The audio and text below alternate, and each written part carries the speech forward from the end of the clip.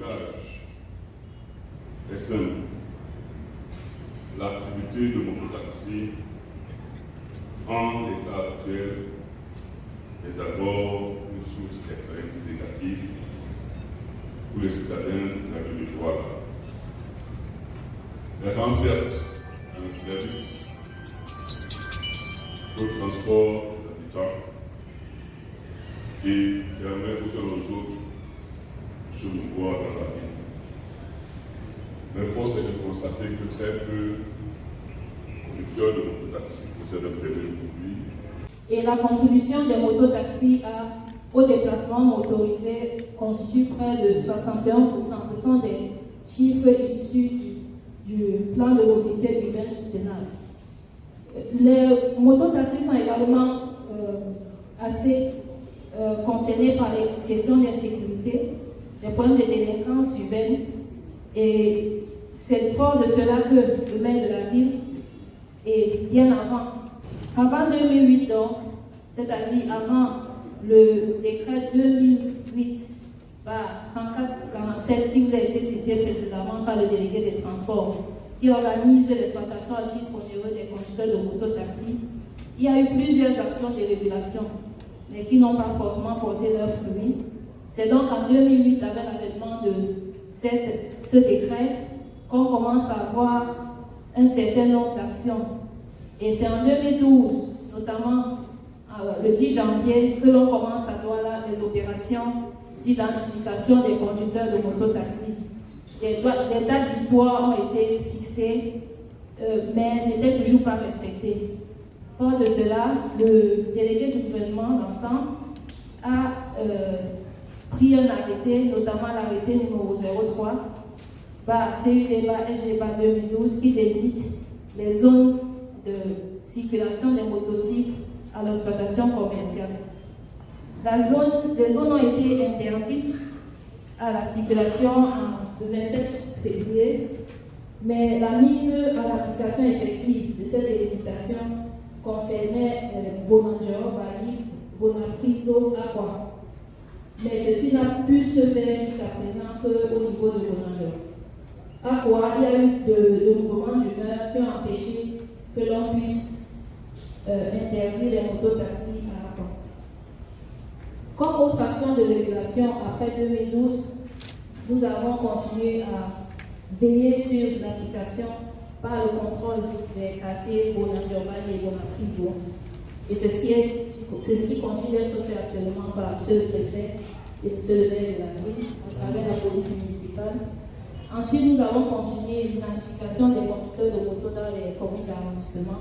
Des registres avaient été déposés dans les communes d'arrondissement, mais on s'est rendu compte que les registres n'étaient toujours pas remplis parce qu'il n'y avait pas plus forte adhésion des conducteurs de moto. La ville a également multiplié les remises de casques, de chasubles et a sensibilisé les conducteurs de moto. Mais jusque-là, les conducteurs de moto n'adhéraient pas forcément à cette action. Par la suite, nous nous sommes posé la question de savoir pourquoi est-ce que les conducteurs de moto n'adhèrent pas. Qu'est-ce qui se passe? Nous avons fait une incursion dans le secteur moto. Nous avons pu dénicher les leaders de moto-taxi qui sont également aujourd'hui parmi nous.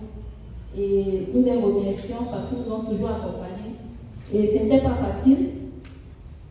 C'est ainsi que grâce à certains leaders, et après avec l'adhésion d'autres, le 27 novembre 2017, nous avons pu organiser le séminaire annuel de sensibilisation des mototaxis dans la ville de Douala. C'était la première édition. Dans cette salle même, nous avons pu avoir plus de 10 000 motos, même à l'extérieur. Et toute la salle était vraiment au compte. Les conducteurs de moto ont commencé à adhérer et à voir l'administration moins comme un obstacle, mais plus comme des partenaires. Sur l'image, vous aurez pu voir, à l'époque, on a distribué près de 2000 chasubles et les autocollants.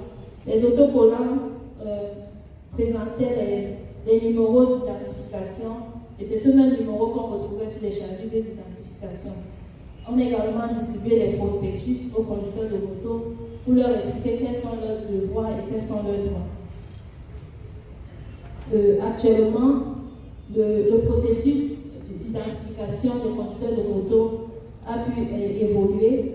Nous avons pu rencontrer le partenaire Moto d'Afrique qui nous appuie dans le processus avec l'accompagnement des conducteurs de moto qui sont de plus en plus conscients et qui ont également accepté des chapitres qui ont été offerts par le maire de la ville récemment. Sur ce, je vous remercie.